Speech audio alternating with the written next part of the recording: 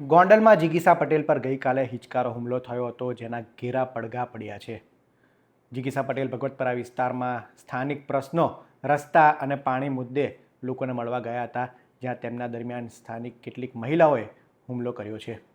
પાટીદાર સમાજના આગેવાનો આ મામલે આગળ આવ્યા છે. સરદાર પટેલ સેવા ગ્રુપ દ્વારા ગૃહમંત્રી હર્ષ સંઘવીને પત્ર લખીને 4 માંગણી કરવામાં આવી છે. પ્રતિ માનનીય ગૃહમંત્રી શ્રી, ગુજરાત રાજ્ય, ગાંધીનગર.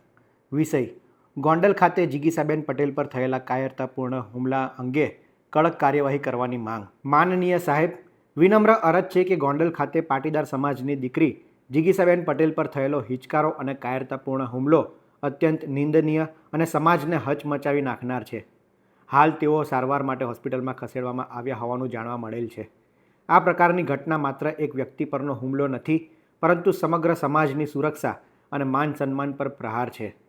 રાજકીય મતભેદો કે કોઈ વ્યક્તિગત વિવાદને આધારે સમાજની દીકરી પર હુમલો કરવો અત્યંત શરમજનક અને કાયદા વ્યવસ્થાને પડકારનાર કૃત્ય છે. શ્રી સરદાર પટેલ સેવા દળ એસપીજી દ્વારા અમે આ બનાવને સખત શબ્દોમાં વખોડીએ છીએ અને માંગ કરીએ છીએ કે ઘટનાની તાત્કાલિક અને નિષ્પક્ષ તપાસ કરવામાં આવે, હુમલાખોરોને ઝડપીને કડક કાનૂની કાર્યવાહી કરવામાં આવે, પીડિતાને યોગ્ય સુરક્ષા અને સારવારની સંપૂર્ણ વ્યવસ્થા કરવામાં આવે, ભવિષ્યમાં આવી ઘટનાઓ ન બને તે માટે કાયદો વ્યવસ્થા વધુ મજબૂત બનાવવામાં આવે. શ્રી સરદાર પટેલ સેવા દળ એસપીજી હંમેશા સમાજની દીકરીઓની સુરક્ષા માટે પ્રતિબદ્ધ રહ્યું છે અને રહેશે. કોઈપણ પ્રકારનો અત્યાચાર સહન કરવામાં આવશે નહીં. તો આ બાબતે તાત્કાલિક પગલાં લઈ સમાજને ન્યાય મળે તેવી અમારી અપેક્ષા છે. લાલજી પટેલ, રાષ્ટ્રીય અધ્યક્ષ, એસપીજી. એસપીજીના અધ્યક્ષ લાલજી પટેલ દ્વારા ગૃહ રાજ્યમંત્રી હર્ષ સંઘવીને લખવામાં આવેલો આ પત્ર છે, જેમાં તેમણે માંગ કરી છે કે આરોપીઓ વિરુદ્ધ કડક કાર્યવાહી કરવામાં આવે, મામલાની નિષ્પક્ષ તપાસ કરવામાં આવે. રાજકીય દ્વેષ રાખીને આ પ્રકારનો હુમલો એ કાયરતાપૂર્ણ અને નિંદનીય છે.